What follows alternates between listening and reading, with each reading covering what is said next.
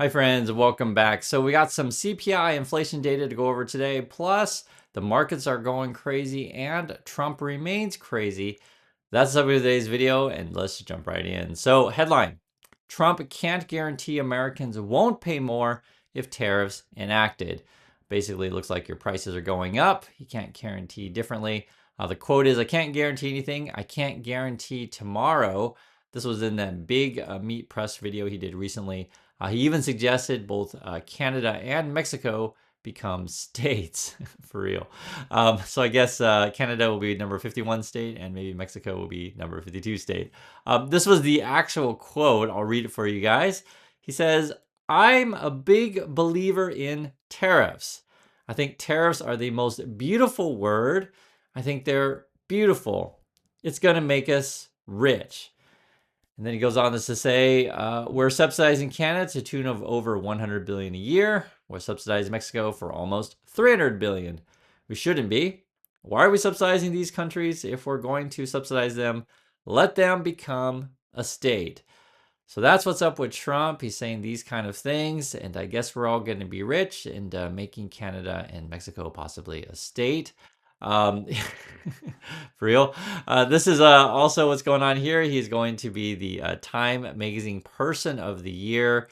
And yes, we're all talking about him. Will we all talk about him for the next 4 years? We'll see. I mean, usually when he first takes office, he's been the headlines because who's going to be on his team, what kind of scandals are going on, and what the tariffs are going to be. So we are going to talking about it. He does want the stock market to go up. And in fact, to celebrate being named Person of the Year by Time Magazine, he's going to ring in the bell at the New York Stock Exchange, I think on Thursday. So if you happen to be in New York and you want to see your favorite President Trump ring in the bell, that's where you want to be, the New York Stock Exchange. We've got to talk about this though, and I know we make jokes about this stuff, but this is real. A lot of people are doing very, very well with Tesla stock. If you got in right after the election, congratulations, you're up 67%. At least that's what the headlines here. It might be up a little bit more in the after hours at the moment. Last I checked, I think it was over 400 a share. Musk's net worth is skyrocketed. I think it might be 400 billion a share, net worth or something of that nature. And essentially, this is all based on we're expecting corruption. Since Trump and Musk are buddies, everyone's expecting Tesla to get special treatment. That's what our markets are running on right now. We're also running on hype over Google and quantum computing. I did a video on that, and it was really interesting because we have a lot of smart people in the community and basically saying, hey, I think Google is scamming everyone. This is all a sham. Quantum computing is science fiction. Or even if they do have the thing, there's no real world application or the energy usage is too high. So a lot of you are calling the stuff, the BS out. But here's the thing, guys, with Wall Street, you're essentially selling hype, right? You're selling a story to retail investors. Sometimes it can carry on, right? And essentially, I told you guys before, the same with Tesla.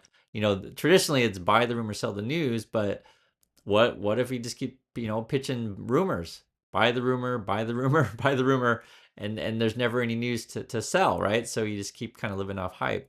And it's interesting that, remember I showed you guys yesterday where Google and Tesla, or you could say Musk and Sundar Pichai, are already talking to each other about building quantum computing clusters in space with starships. And is our whole market going to be like this? Who knows? Someone member in the community had a really interesting comment saying that, one thing they've learned, and that they're 7 years old, that it's not really about the truth anymore. It's about pushing your advantage. And that's a good way to look at the market, right? If you can convince people that it doesn't matter if I have anything to show you, just convince them that you're working towards the path of developing fantastic technology. And that, fairly frank, that is what the stock market is about. It's about future looking things.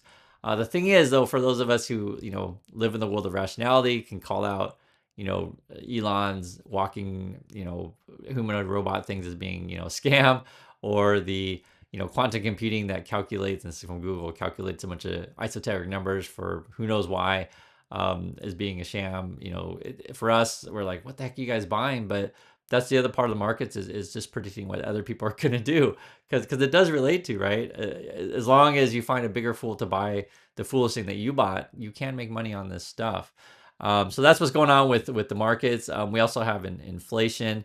So the read is 2.7% in November. And the talk, I think, going into next year, remember the Fed before was saying, hey, get that 2% target inflation and we'll start cutting rates. Now they'll be like, hey, let's just stay close to 2%, please. Um, Guys, inflation is actually accelerating a bit. We're at 3.3 core inflation and 2.7 headline inflation. So the problem is a lot of our inflation is housing related, shelter related, right? And then you have services, and we're not seeing much cooling off in that. It's once you give people raises, it doesn't really go back down. And how are we going to relieve the housing situation? We could build more supply, but at the moment, and this is something that I've mentioned before sometimes on the channel, it's not that profitable for companies to build affordable housing. They're more incentivized to build essentially luxury housing, right? And so for many regular people, you're kind of stuck. I have heard that rents are coming down in some regions, but whether or not home prices are coming down in your region, you guys can let me know in your neck of the woods. I can just tell you here because I live in Busan, we don't really see much in terms. It's actually kind of similar. We don't see much in terms of prices coming down in terms of like to buy. But if you're in the rental market, it has come down a bit. So it's actually really quite similar to your guys's. And we'll keep an eye on this kind of stuff. My personal fan of this stuff is, yes, I think you could build more affordable housing. I think you could rezone things to make things more affordable. The other issue as well is, and I talk about this all the time, I think you could invest in mass transit to sort of spread out where people are able to live. And also, if you reduce transportation costs for people, right? So that's what mass transit does. If you remove, say, the cost of car ownership, which you don't really need if you live in certain cities, or if you build mass transit to make it easier for people, that helps people out quite a bit. And so then yes, housing's still expensive, but then I'm saying different ways to think about this, or relieve healthcare costs for people, right? So healthcare, transportation, and housing are big costs for people. And I'm just saying you got to address all of these things. It's not just one fix. Then you got food. So eggs are still going through the roof, I guess. 37% inflation there. I looked that one up. I guess there's some sort of bird flu. And you guys can let me know what's going on in the USA. I can tell you here in here in Korea is where I live. Eggs are actually pretty expensive. I will say this though.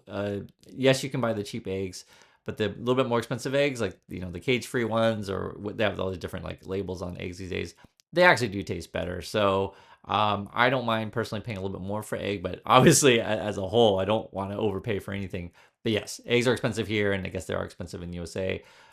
Juice and fruit drinks still remain elevated, 17% inflation on those. Then you got your food away from home, which is up a bit, and energy down a bit. So food away from home says up 3.6%, energy down 3.2%. So your energy costs are coming down a bit. And then you got some other interesting odds and ends. Motor vehicle insurance inflation is 12.7% from last year. You got pet services up 12.1% from last year. Motor vehicle repair up 7.8% last year, and then daycare and preschool up 6.2% from last year. Health insurance also up 5.9% from last year. I'm just showing you guys some different things, and all of these things add up, right? But your big ones are going to be your housing and your services cost.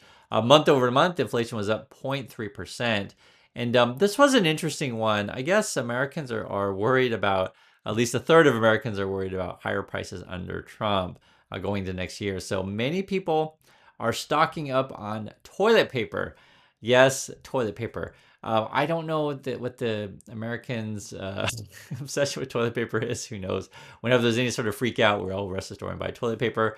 So I guess for many people, it said toilet paper is the top of the shopping list, with 77% saying they are stocking up. So you guys let me know if you're that. You also got people stocking up on non-perishable foods. So I think like your canned food, medical supplies, and over-the-counter medications. I always laugh about the toilet paper one. I don't know what people are thinking with that. And then you got this. This was actually an interesting one. Wall Street was talking about expectations for stocks next year. This was the headline: U.S. stocks rally set to slow as investor euphoria fades, says big banks. We all see we're kind of in this crazy hype phase right now. Trump's coming in the office. He's kind of pro stock market. He wants to cut rates, these kind of things.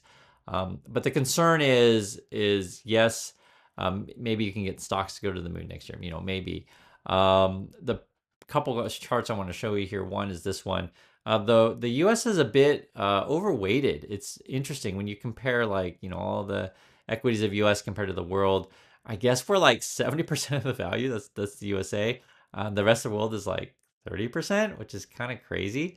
It says U.S. equities now account for 70% of the market value of global developed market stocks in the MSCI's widely followed world benchmark, compared to 30% in the 1980s. So everyone's throwing their money into the US market.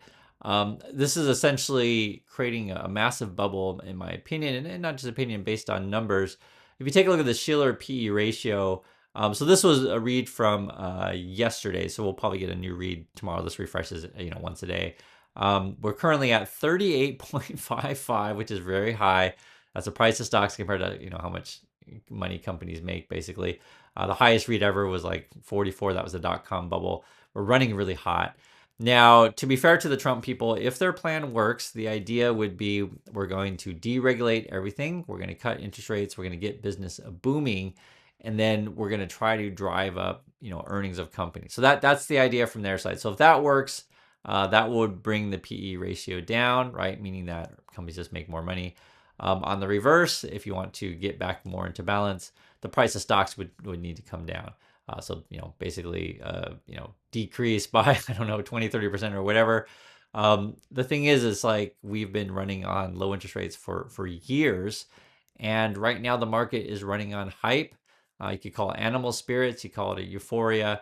So in my opinion, when you're wasting all this energy, time, money, resource, etc., on say your cryptocurrencies or your AI stuff, or this crazy stuff that Musk is trying to sell you, robotaxis, I just feel like we're due for a pullback. But we'll see. The next big events are going to be the Fed rate cut. We'll see how the market reacts next week, and then Trump's inauguration. We're going into the holiday season pretty soon, so I hope you guys are staying warm, and I always appreciate coming back to the channel, hanging out, talking about this stuff, and I'll catch you all in the next video.